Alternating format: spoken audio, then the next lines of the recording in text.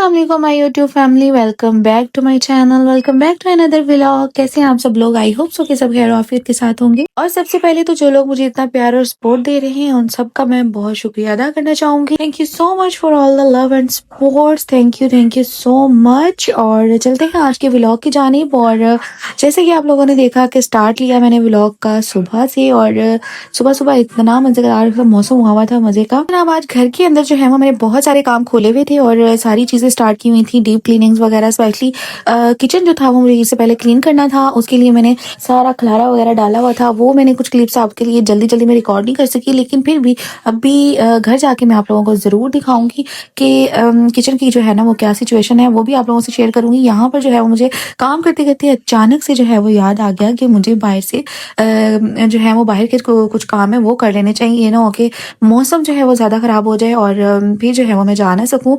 कुछ मुझे बच्चों के काम थे, कुछ मुझे किचन के लिए ग्रॉसरी करनी थी और ईद के लिए करनी थी। तो यहाँ पर जो है वो मैंने बच्चों को साथ लिया। मैंने कहा सारे काम जो हैं वो हम बाहर के निपटा के आते हैं। तो यहाँ हम लोग जो हैं वो निकल आए थे मार्केट की तरफ। तो मुझे कुछ फ्रोज़न आइटम्स भी लेने थे। इस दफ़ा मैं बहुत सारी चीज़ें जो है वो मैं घर में रेडी नहीं कर सकी हूँ बिकॉज ऑफ आपको पता है बिज़ी मॉम रूटीन्स और बिज़ी लाइफ के अंदर थोड़ा सा ये हो जाता है कि कभी वैसे नॉर्मली मैं जो हूँ वो घर में सारा कुछ रेडी कर लेती थी और पूरी रात जो है वो मैं ईद से पहले भी जो 2 दिन होते थे वो मुसलसल मेरे काम में जाते थे। लेकिन अभी ये है कि मैंने थोड़ा सा खुद के लिए रिलीफ ढूंढा और मैंने कहा कि कुछ आइटम्स हम घर बनाएंगे, कुछ जो है वो मैं ले आऊँगी बाहर से। ये कि चलें कोई गेस्ट आ जाता है या कोई, तो अचानक से बंदे के पास कोई ऐसी आइटम्स होनी चाहिए जो आपके पास अवेलेबल हो, आप निकालो और उसको रेडी कर लो। तो इसी सिलसिले में जो था वो मैं यहाँ आई थी और मैंने कुछ चीज़ें वगैरह जो हैं वो ले ली। और बाकी ये था कि मूसा का मुझे जो है वो हेयर कट करवाना था, उसका बिल्कुल लास्ट में चला गया था। और आपको पता है कि आखिरी जो डेज होते हैं रमज़ान के उसमें कितना ज़्यादा रश होता है। और ये काम मुझे करवाना था क्योंकि हस्बैंड मेरे बिज़ी होते हैं और मूसा को लेके जाना होता है। कि भी मैं बहुत ज़्यादा दूर नहीं जाती, आपको पता है कि मैं वॉकिंग डिस्टेंस पे ही है यहाँ पे हमारे मार्केट, वहीं पे चली जाती हूँ। और बच्चे मेरे माशाल्लाह बहुत सपोर्टिव हैं इस मामले में। वो मेरे साथ हर जगह जो है वो मुझे सपोर्ट करते हैं, मेरे साथ होते हैं, मुझे उस तरह परेशान नहीं करते। तो मैं बस इनको लेती हूँ और जो काम करने होते हैं हम सब मिलके जो है वो जाके कर आते हैं। तो बस बाकी चीज़ें वगैरह जो करनी थी मैंने ऑलमोस्ट वो डन हो गई थी। तो यहाँ अच्छा, यहाँ पे हम लोगों को ये नहीं था कि हम लोग गए थे और हमें टाइम मिल गया था। यहाँ इतना ज़्यादा रश था कि हमें 1.5 घंटा 2 घंटे वेट करना पड़ना था। तो हम लोगों ने डिसाइड किया कि हम जो है वो पहले बाकी काम कर लेते हैं, तो उसके बाद जो है यहाँ पर आएंगे। तो उन लोगों ने कहा कि ज़रूर आप लोग यहाँ बैठ के वेट करने से बेहतर है कि आप अपने काम करें। और फिर रश इतना ज़्यादा था, जाहिर सी बात है मर्दों में बैठ के वेट करना बहुत मुश्किल होता है। तो जब तक हम फिर वापस आए उन्होंने हमारे लिए सीट खाली रखी हुई थी और मैंने जाते ही जो है वो हेयर कट करवाया। इस यहाँ पर ना ये वाला जो क्लिप है ये मैं जाने से पहले रिकॉर्ड करके गई थी और ये मैंने आप लोगों को दिखाना था कि जाने से पहले देखें। और टोटली सारी क्लीनिंग करवा के मैं गई थी और हर चीज़ जो है वहाँ पे रेडी थी। और जब हम वापस आए हैं तो भी मैं आप लोगों को दिखाऊंगी कि आते ही फिर बच्चों के साथ क्या सीन चलता है। और जैसे ही हम लोग सारे काम करने के बाद वापस घर आए और आके देखे लाउंज की क्या सिचुएशन है, और बच्चों ने घर बना के और चीज़ें सारी कमरों से पिलोज वगैरह उठा के सारा कुछ जो है वो यहाँ पे करना था। मैं थोड़ा सा अब इनको ये मार्जिन देती हूँ कि स्क्रीन टाइम थोड़ा सा छोड़ दें और बच्चे जो हैं अपनी लाइफ थोड़ी सी जो है वो इंजॉय करें और कर लें, कोई बात नहीं है, खिलारे उठाए जाएंगे। और यही एक्चुअल जो बच्चों के मोमेंट्स होते हैं, बच्चों की जो लाइफ होती है यही एक्चुअली लाइफ होती है। और बाकी ये किचन का हाल था। किचन की मैंने टोटली ओवरऑल जो है वो क्लीनिंग की थी, थोड़ी बहुत रह गई थी, वो साथ साथ मैंने यहाँ से कुछ क्लिप्स लिए थे आप लोगों के लिए। आपको पता है कि जब जल्दी होती है और बच्चे होते हैं, घर के बाकी काम भी देखने होते हैं, तो जनाब मॉम्स को थोड़ा सा जो है वो रिकॉर्डिंग में प्रॉब्लम हो जाता है। तो मेरे साथ भी कुछ ऐसे हुआ, मैंने कुछ क्लिप्स जो है वो रिकॉर्ड किए, कुछ नहीं कर सकी।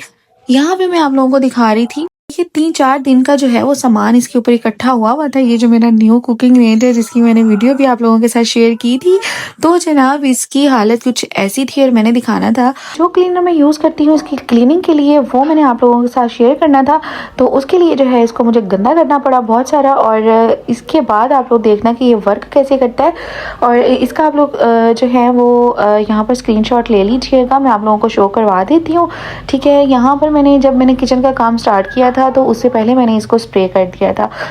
राइट, ये जो यहाँ स्प्रे करके मैं इसको छोड़ दूँगी और इसका जो सामने वाला है जो ग्लास का वो बना हुआ है टॉप है, उसके ऊपर भी मैंने वो ग्लास क्लीनर जो है वो उसका मैं स्प्रे कर दूँगी, क्योंकि मैं रेगुलर इसको यहाँ क्लीन नहीं कर रही थी, तो इसका जो ग्लास टॉप है उस पे भी काफ़ी सारे निशान थे और वो भी इसी तरह से नहीं जाने थे। उसके लिए मैं ग्लिंट यूज़ करती हूँ, ग्लिंट का जो ग्लास क्लीनर स्प्रे है वो यूज़ करती हूँ।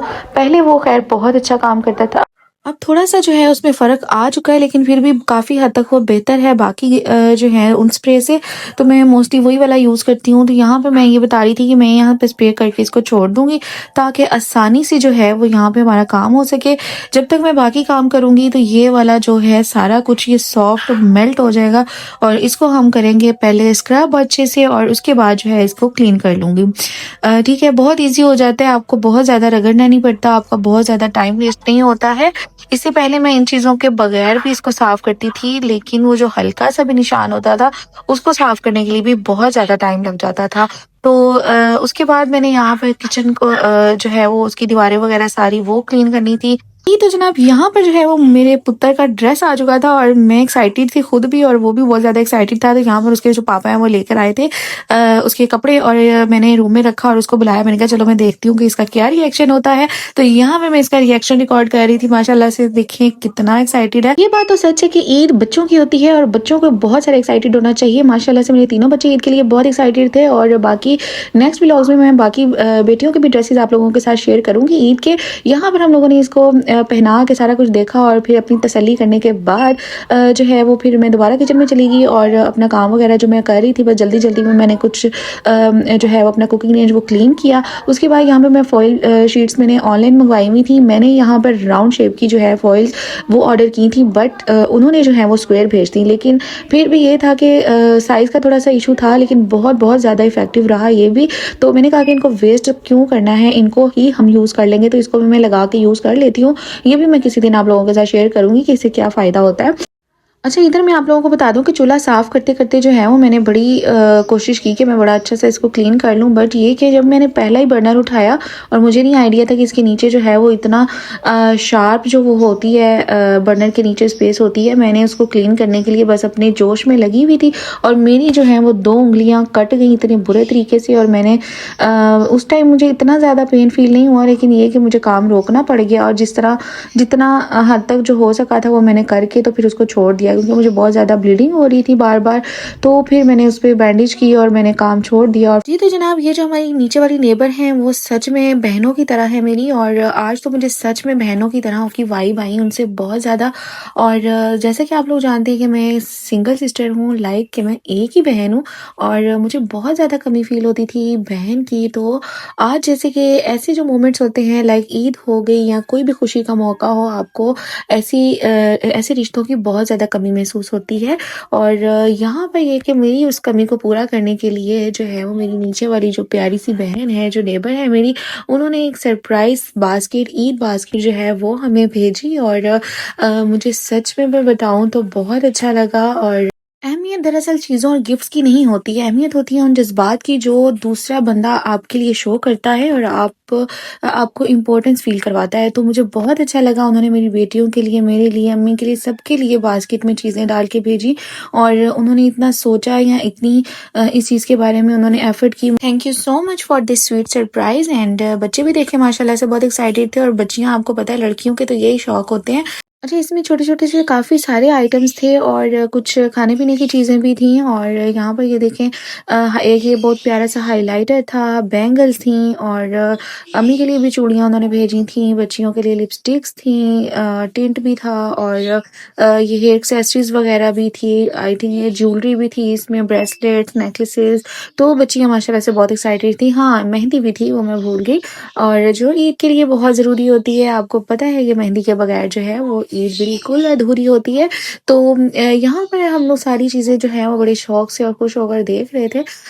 तो बस जनाब आज का दिन थोड़ा-सा ऐसा ही था, थोड़ा-सा बिज़ी, थोड़ा-सा पेनफुल भी रहा लास्ट में, बट ये कि छोटी-छोटी खुशियों के साथ जो है वो दिन आपका बहुत अच्छा गुज़र जाता है। सच बोलूँ तो जो मॉम लाइफ़ होती है वो इतनी ईज़ी टास्क नहीं होती है और कभी सब कुछ परफेक्ट हो जाता है, कभी जो है वो सब कुछ ऊपर-नीचे हो जाता है, कभी ज़िंदगी फ़ास्ट हो जाती है, कभी स्लो हो जाती है। लेकिन जब दिन के एंड पे इस तरह के मोमेंट्स मिल जाए ना तो फिर लगता है कि सब वर्थ इट था, है ना?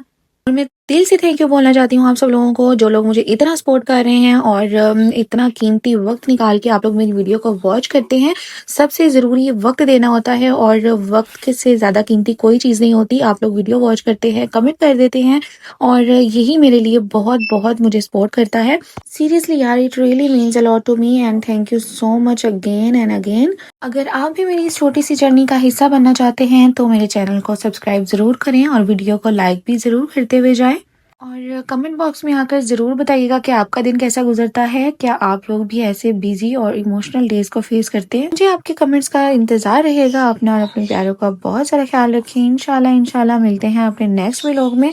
मेरी कोशिश होगी कि मैं अपने व्लॉग जो हैं वो डेली रूटीन साथ-साथ आप लोगों के साथ शेयर करती रहूँ। आई होप सो कि आप लोगों को जो मेरी छोटी सी काविश है वो ज़रूर पसंद आई होगी। और आप ज़िंदगी रही तो होगी फिर से मुलाकात। तब तक के लिए टेक केयर। अल्लाह हाफ़िज़।